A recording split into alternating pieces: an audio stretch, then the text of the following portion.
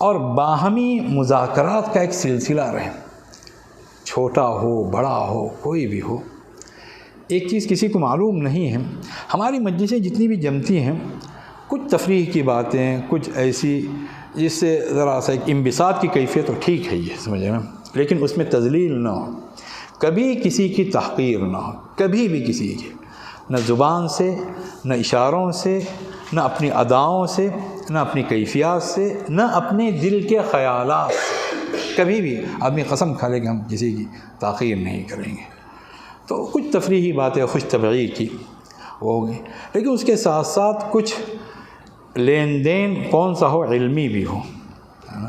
آج کل فلاں مسئلہ اس طرح کا چل رہا ہے، فلاں یہ چیز بہت ہی میرا جسم میری مرضی، سمجھا نا، راستے مختلف منزل ایک، یا اس طرح کی جو ملحدانہ جتنی بھی چیزیں ہیں، اس کا جواب کس طرح کتاب و سنت کی روشنی میں ہو، لیکن عقلی طور پر وہ کیا جائے۔ دیکھیں گے انشاءاللہ ایک محاضرہ اسی پر رکھتے ہیں، اس کا کیا وہ کیا جائے، کس انداز سے لوگوں کو سمجھایا جائے، فلاں حدیث جو ہے اس کا مطلب کیا ہے، کسی کے کیا آپ نے بخاری کس سے پڑھی ہے، انہوں نے ان کا کوئی قول آپ کو یاد ہے، فلاں شرح میں کیا چیز لکھی ہوئی ہے، فلاں آیت کا کیا مطلب ہے، ایک پوری علمی گفتگو ہو اور اس میں باتیں بیان کی جائیں۔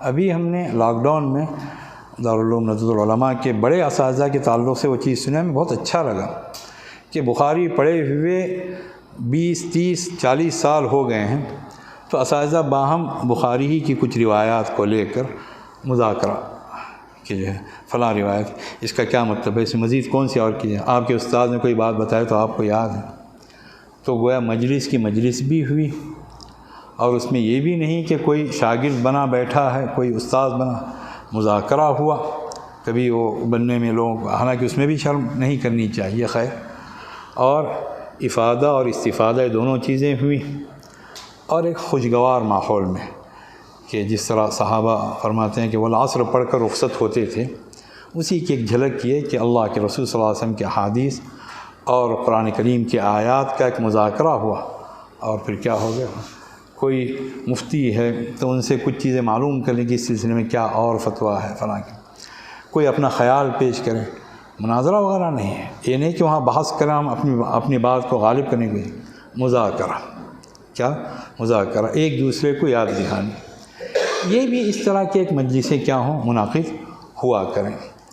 تو اس طرح سے اگر ہم آگے بڑھیں گے انشاءاللہ، تو جس طرح ہم نے ابھی اس سے پہلے بتایا تھا کہ دین کی کوئی خدمت معمولی نہیں ہوتی ہے، غیر معمولی ہے، اور وہ عالمی خدمت ہے۔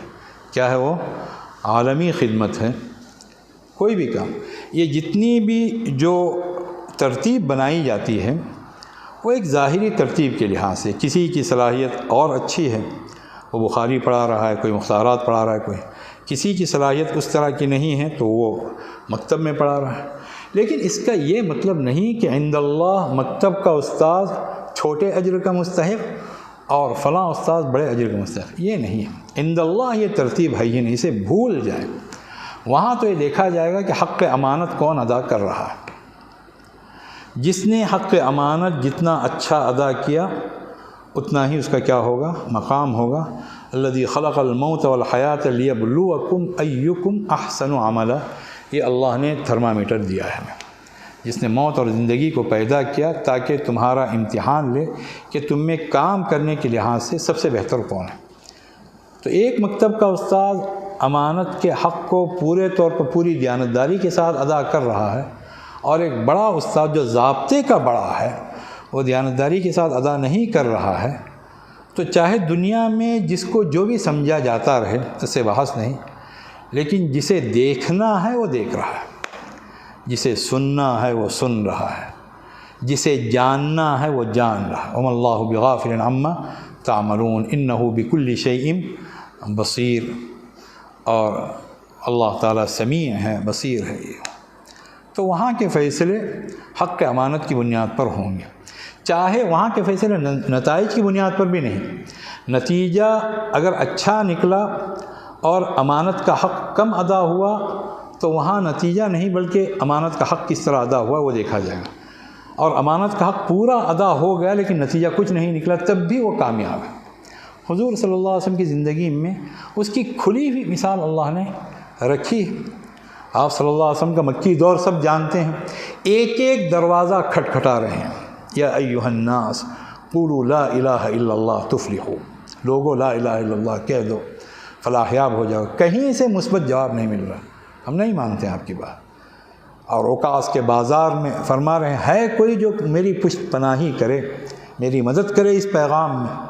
کوئی مددگار سامنے نہیں آ رہا۔ حج کے موقع پر ہزاروں کا مجمع اس زمانے کے لحاظ سے علی الاقل ہوتا ہوگا، ایک ایک خیمے میں جا رہے ہیں، لیکن کہیں بات سنی نہیں جا رہی ہے، یہ ہوا یا نہیں ہوا۔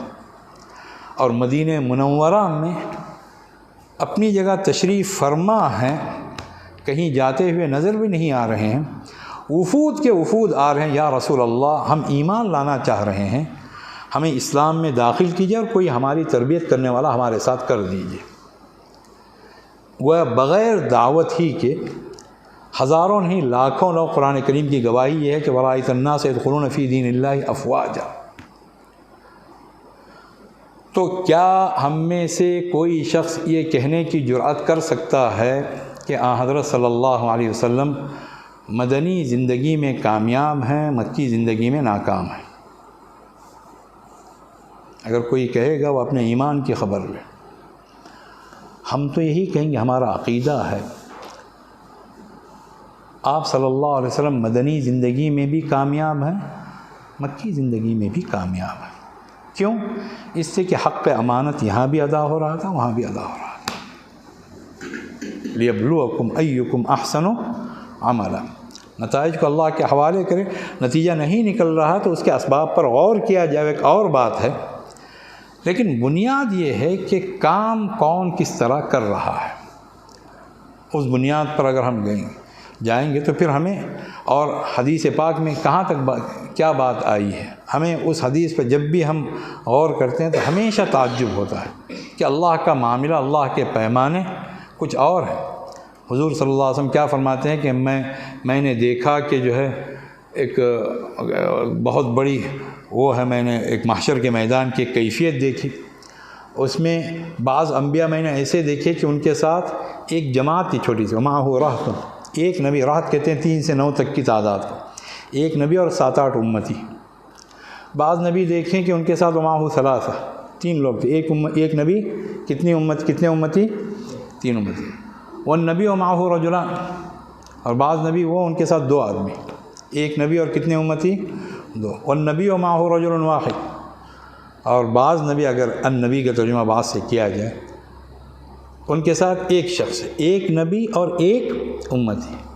والنبی وَلَيْسَ مَعَهُ أَحَدٌ، اور بعض انبیاء میں نے وہ بھی دیکھے کہ ان کے ساتھ ایک بھی نہیں تھا، کار نبوت انہوں نے انجام دیا، ہم ان کی خاک کے برابر بھی نہیں ہیں، اور وہ ایک امتی بھی اپنا تیار نہیں کر سکے۔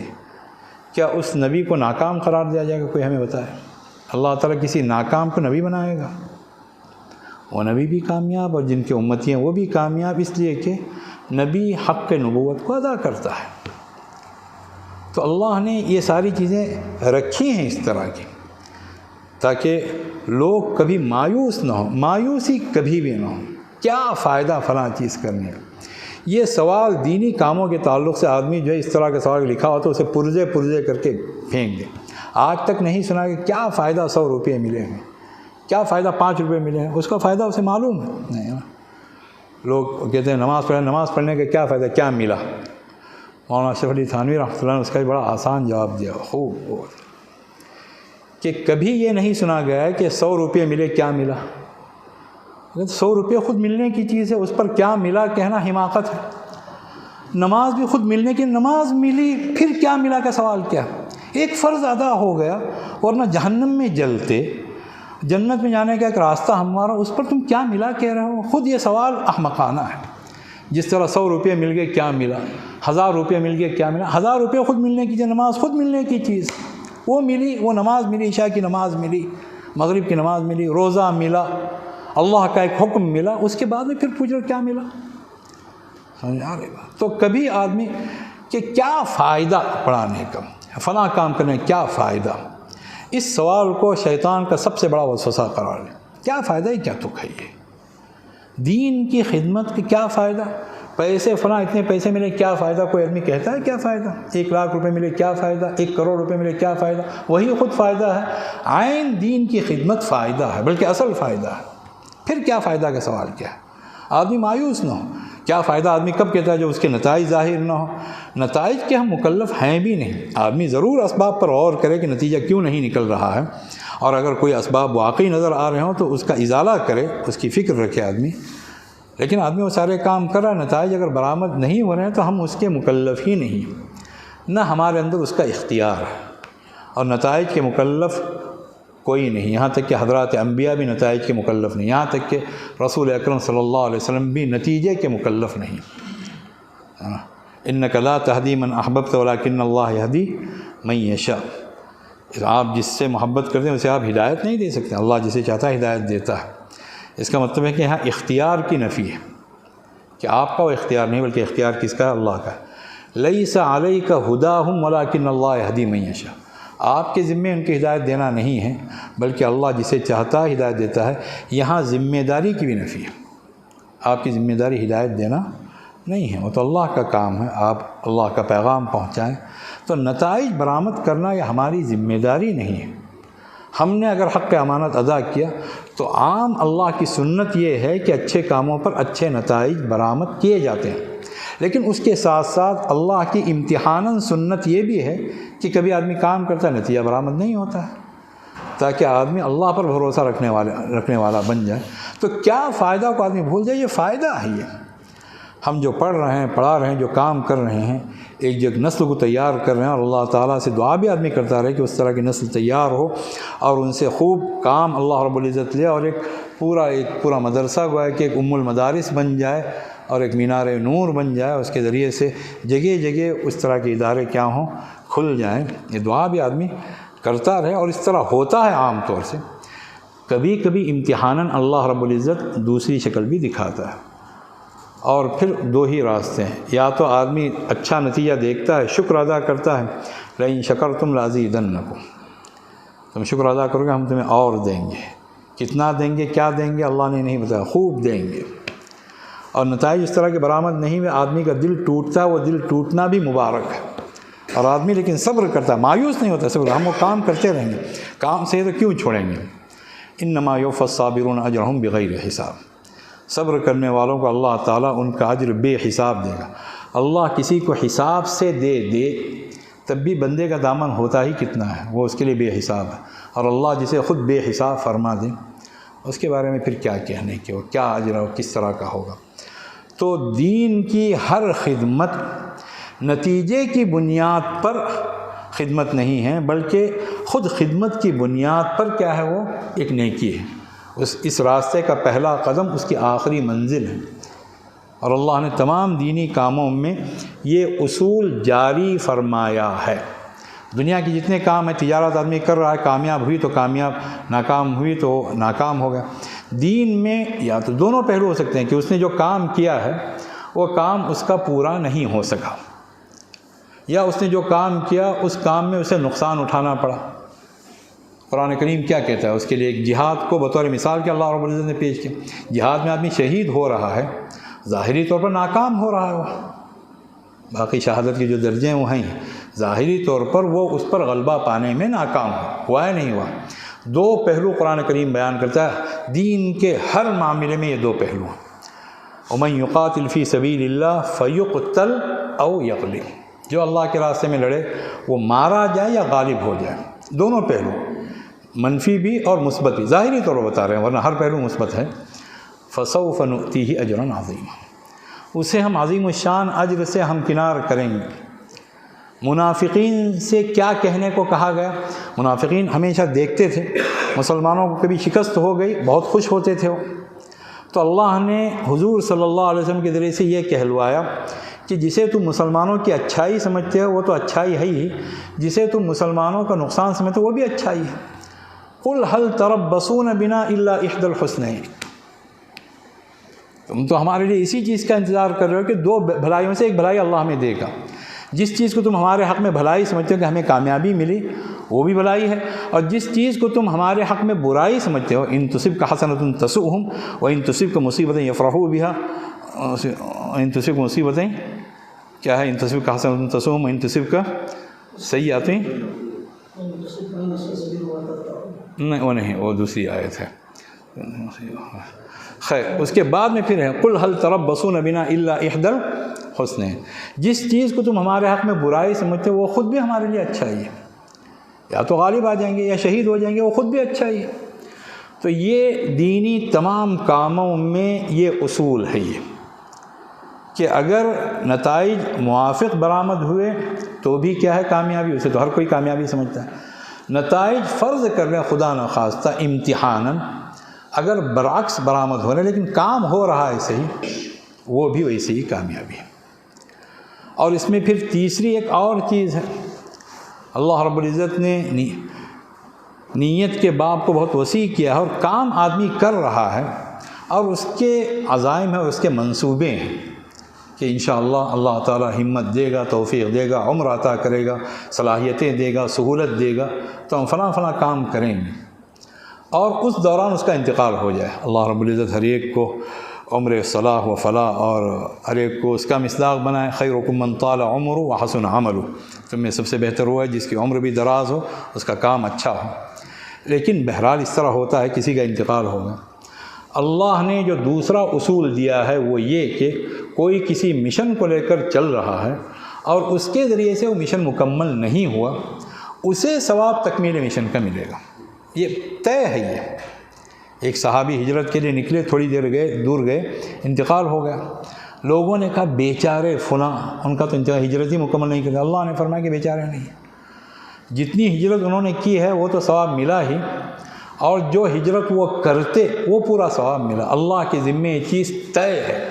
ومن یخرج من بیتہ مہاجرا الی اللہ ورسولہ ثم یدرکہ الموت فقد وقع اجرہ علی اللہ، جو اپنے گھر سے نکلے اللہ اور اس کے رسول کی طرف ہجرت کرنے کی غرض سے، پھر اسے موت آ جائے تو اس کا اجر اللہ کے ذمے ثابت ہو گیا۔ اللہ کے ذمے ثابت کرنے کی جرات کیسے ہو سکتی ہے، لیکن اللہ نے خود ثابت کی ہے۔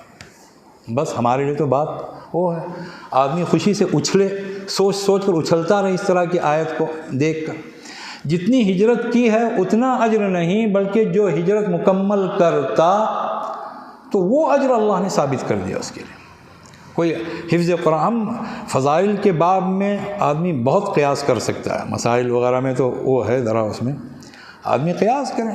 حفظ قرآن آدمی کر رہا ہے، اسے عمر ملتی، وہ حافظ بنتا، اس کا انتقال ہو گیا، فقد وقع اجرہ علی اللہ۔ عالم دین بن رہا ہے، ابھی وہ کسی چوتھے تیسرے درجے میں ہے اور اللہ کا فیصلہ ہوا کہ وہ ہو جائے، فقد وقع اجرہ علی اللہ۔ ایک استاد ہے جو اپنے طلباء کی پوری تربیت کر کے ایک اسلامی انقلاب برپا کرنا چاہتا ہے، اس نے اپنی حد تک پوری کوشش کی، اور دوران تدریس اس کا کیا ہو گیا، انتقال ہو گیا۔ فقد وقع اجرہ، ہر جگہ فقد وقع اجرہ علی اللہ کی مہر لگا دیں، اسے خود اللہ نے وہ بات ارشاد فرمائی۔ یہ ہے دین اور دینی کاموں کی عظمت۔ اور اس میں ایک اور چیز، اسی پر ہم اپنی بات مکمل کرتے ہیں۔ بہت سارے ایسے لوگ ہیں جو براہ راست وہ کام نہیں کر سکتے ہیں، کسی نے عصری تعلیم حاصل کی اور وہ دینی تعلیم میں اس طرح نہیں لگا، اس کے لیے خیر کی راہیں بہت کچھ کھلی ہوئی ہیں، اور وہ یہ چاہتا ہے کہ اس کا حشر بھی کس میں ہو، علماء میں ہو، اور اسے اہل علم کی سی فضیلت ملے۔ اللہ کے رسول صلی اللہ علیہ وسلم نے کاموں کا سہارا بننے پر کام کرنے والا قرار دیا۔ آدمی نے کسی کو افطار کروا دیا، اسے روزہ رکھنے والے کا ثواب ملے گا، سہارا بن رہا ہے وہ کسی۔ من خلف غازیا فی اہلہ بخیر فقد غزا، من جہز غازیا فی سبیل اللہ فقد غزا، جو اللہ کے راستے میں جہاد کر رہا ہے، اس کے لیے سامان جہاد فراہم کر رہا ہے، وہ جہاد میں شامل ہے۔ کون فرما رہے ہیں؟ حضور فرما رہے ہیں، بات ختم ہو گئی۔ خدا و رسول کے بعد پھر کوئی بات باقی نہیں۔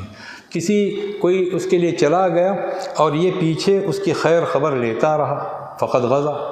باپ اپنے بیٹے کو پڑھا رہا ہے اور وہ خود اس طرح عالم نہیں بنا لیکن اس نے اسے عالم بنایا، اس کی فکر رکھی، تو گویا من علم ولدہ من سہل لولدہ سبل التعلیم فقد تعلم، جس نے اپنے بیٹے کے لیے تعلیم کی راہیں ہموار کی اس نے خود گویا کہ علم حاصل کیا۔ اس حدیث کی روشنی میں قیاس کرتے ہوئے ہم کہہ رہے ہیں، تو کسی بھی کام میں آدمی اگر وہ کام خود نہیں کر سکا تو آدمی ذریعہ بننے کی کوشش کرے، سہولت فراہم کرنے کی کوشش کرے، کسی کے ساتھ بھی، اپنا ہو یا کوئی پرایا ہو، تو وہ خود بھی انشاءاللہ کیا مانا جائے گا؟ وہ صاحب علم مانا جائے گا۔ جس طرح جو جہاد میں نہیں گیا فقط غزا فرمایا، اور جو افطاری کرواتا ہے اسے بھی کیا فرمایا گیا کہ وہ بھی گویا کہ روزے دار جیسا ہے، اسے بھی اس کا ثواب ملے گا۔ تو آدمی اگر کوئی کام اس طرح کا خود سے انجام نہیں دے سکتا ہے، اس کے اندر فرض کریں وہ صلاحیت نہیں ہے، وہ موقع نہیں رہا، تو جو انجام دے رہے ہیں ان کے لیے راہیں ہموار کرے، ان کا ساتھ نبھائے، دل میں نیک تمنائیں رکھے، ان کے لیے دعائیں کرتا رہے۔ کیا بعید کہ اللہ رب العزت اسے بھی خود اسی طرح کی شخصیت قرار دے، اللہ کا فیصلہ جو چاہے وہ فیصلہ کرے۔ تو اس انداز سے بھی آدمی کیا کر سکتا ہے؟ اس راہ میں آ سکتا ہے۔ تو آدمی اپنی نیتیں بہت ہی اچھی رکھیں، نیتیں وسیع رکھی جائیں، اور اگر کسی میں وہ ہے اس درجے کی صلاحیت نہیں ہے لیکن وہ اپنا کام انجام دے رہا ہے تو اللہ رب العزت کی طرف سے ثواب میں تو کوئی کمی نہیں ہے۔ اس انداز سے ہم رہیں گے، ایک دوسرے کی ہم خیر خواہی کریں گے۔ بھلا آدمی چاہے، ہر ایک کے ساتھ بھلا تو کر نہیں سکتا ہے، آدمی اس کی ذات محدود ہے اور اس کے وسائل محدود ہیں، لیکن ہر ایک کا بھلا تو چاہ سکتا ہے، اس میں تو لامحدود ہے آدمی۔ اور حضور صلی اللہ علیہ وسلم بیعت فرمایا کرتے تھے، بیعت رسول اللہ صلی اللہ علیہ وسلم علی اقام الصلاۃ و ایتاء الزکوٰۃ والنصح لکل مسلم، میں نے رسول اللہ صلی اللہ علیہ وسلم کے ہاتھ پر بیعت کی کہ نماز قائم کروں گا، زکوٰۃ دوں گا اور ہر مسلمان کی خیر خواہی کروں گا۔ ہم ہر ایک کا بھلا تو چاہ سکتے ہیں، ایک تو وہ ہے، اور دوسرے دعا ہے۔ ہم ہر ایک کی خدمت تو نہیں، لیکن ہم ہر ایک کے لیے دعا تو کر سکتے ہیں۔ آدمی ضرور دعا کرے، ہر ایک کے لیے دعا جو بھی اچھا کام کرے، اور اس کے ساتھ ساتھ آدمی معتدل رہے، اعتدال کے ساتھ تمام کام کرے، اس میں افراط اور تفریط وغیرہ نہ ہو۔ لوگ اس سے جڑیں گے اور لوگوں سے جڑے گا۔ حدیث پاک میں آپ حضرات کے سامنے سبق دہرا رہا ہوں میں، آدمی اللہم اغفر للمؤمنین والمؤمنات کہتا ہے، یہ وہ احادیث ہیں جو صحیح بھی ہیں اور جن میں بے پناہ اجر بھی ہے۔ عام طور سے اس طرح کی احادیث ضعیف ہوتی ہیں، لیکن یہ صحیح روایت ہے کہ آدمی یہ دعا کرتا ہے کہ اللہ تمام مؤمن مردوں کی، تمام مؤمن عورتوں کی مغفرت فرما۔ تو جتنے بھی مؤمن مرد اور عورتیں دنیا سے جا چکی ہیں اور ہیں، ان تمام کی تعداد کے بقدر اللہ نیکیاں اسے عطا کرے، اس سے کہ ہر مومن کے ساتھ اس نے بھلائی کی۔ دعا کرنا ہر ایک کے ساتھ بھلائی کی اس نے، تو بھلائی کا بدلہ حل جزاء الاحسان الا الاحسان، احسان کا بدلہ تو احسان ہے اللہ کی طرف، اس نے یہ احسان کیا دعا مانگ کر، اللہ کی طرف سے اسے اجر دیا جائے گا۔ تو یہ کام ہم ضرور کریں، اور اس کے ساتھ ساتھ ہر ایک کے ساتھ خیر خواہ رہیں، اور ممکن حد تک اگر ہم ہر چیز کو آدمی تجارت نہ بنائے، کچھ ایسے کام ضرور وہ کرے جو خالص لوجہ اللہ ہو، کہ دوسروں کو مدد پہنچانا۔ آدمی یہ سمجھتا ہے کہ مال کی ہی مدد ہے، اس کا تعلق صرف مال سے نہیں ہے۔ واللہ فی عون العبد ما کان العبد فی عون اخیہ، اللہ اپنے بندے کی مدد کرتا رہتا ہے جب تک بندہ اپنے بھائی کی مدد کرتا ہے۔ اس کا تعلق صرف پیسوں ہی کی مدد سے نہیں، اس کا تعلق کوئی استاد ہے، کسی استاد سے وہ کچھ پوچھ رہا ہے کہ فلاں مسئلہ ہمیں بہت زیادہ دشواری ہو رہی ہے، اور آپ کے پاس ٹائم ہے مطالعہ کرنے کا، آدھا گھنٹہ مطالعہ کریں گے تو 50 صفحات پڑھیں گے، 30 صفحات پڑھیں گے، اور اسے اگر سمجھایا جائے تو آپ کے وہ وقت آپ کا چلا گیا، لیکن آپ کا وہی وقت سب سے بڑھ کر مبارک ہے، اور اس کے بدلے میں اللہ تعالیٰ کتنی برکتیں دے گا کوئی کچھ کہہ نہیں سکتا۔ واللہ فی عون اللہ، آپ نے اس کی مدد کی، لہٰذا تو علمی معاملات میں بھی، دوسری جتنے بھی معاملات ہیں اس میں مدد کا، ولا تنسوا الفضل بینکم، قرآن کریم کہتا ہے کہ آپس میں ایک دوسرے کے ساتھ احسان کے سلسلے کو کبھی فراموش نہ کرنا۔ اس انداز سے ہم انشاءاللہ رہیں گے، اور امید یہی ہے کہ رہتے آئے ہیں، اس میں اللہ تعالیٰ اور ترقی عطا فرمائے انشاءاللہ۔ تو پھر ہمارے ثواب، ہمارے اجر، اور اس کے ساتھ پھر اللہ تعالیٰ جو دنیاوی سکون بھی دے گا وہ بھی ایسا ہوگا کہ آدمی اسے ہمیشہ یاد رکھے گا۔ خوف خدا کے ساتھ زندگی بسر کی جائے، اور اس پر اللہ کے 4 وعدے ہیں۔ کتنے وعدے ہیں؟ 4۔ دنیا میں نقصانات سے حفاظت، دنیا میں فوائد اور کا حصول، آخرت میں نقصانات سے حفاظت اور آخرت میں فوائد کا حصول۔ اس کے علاوہ آدمی کو کیا چاہیے؟ وَمَن يَتَّقِ اللَّهَ يَجْعَل لَّهُ مَخْرَجًا، جو اللہ سے ڈرے گا اللہ تعالیٰ اس کے لیے نکلنے کی گنجائش پیدا کرے، کسی معاملے میں نہیں پھنسے گا۔ خدا کا وعدہ ہے یہ دنیا میں نقصان سے بچنا ہے۔ وَيَرْزُقْهُ مِنْ حَيْثُ لَا يَحْتَسِبُ، وہاں سے اللہ دے گا جہاں سے اس کے گمان میں نہیں ہوگا۔ یہ دنیا میں فائدے کا وعدہ ہے۔ وَمَن يَتَّقِ اللَّهَ يَجْعَل لَّهُ مِنْ أَمْرِهِ يُسْرًا، جو بھی اللہ سے ڈرے گا اللہ تعالیٰ اس کے معاملات میں آسانی اسے فراہم کرے گا۔ دنیا میں کیا فائدہ ہے؟ وَمَن يَتَّقِ اللَّهَ يُكَفِّرْ عَنْهُ سَيِّئَاتِهِ، کہ اللہ سے ڈرے گا تو اللہ اس کی برائیوں کو معاف کر دے گا، آخرت میں نقصان سے بچاؤ۔ وَيُعْظِمْ لَهُ أَجْرًا، اس کے اجر کو اللہ بہت بڑا کرے گا۔ ایک متقی نے ایک کام کیا، ایک عام آدمی نے کیا تو اسے بھی اجر ملے گا۔ خوف خدا جتنا زیادہ ہوگا اجر اتنا ہی بڑا۔ یہ کون فرما رہا ہے؟ اللہ، آخرت میں فائدے کا حصول۔ بس یہ جو قرآنی ہدایات ہیں اس کے مطابق ہم رہیں گے انشاءاللہ تو باہمی اخوت بھی سب سے بڑھ کر مضبوط ہوگی، اور اس کے ساتھ ساتھ انشاءاللہ زندگی چاہے جس طرح بھی گزرے لیکن پرسکون ضرور گزرے گی۔ اللہ تعالیٰ سب کو توفیق عطا فرمائے۔ وآخر دعوانا الحمدللہ رب العالمین۔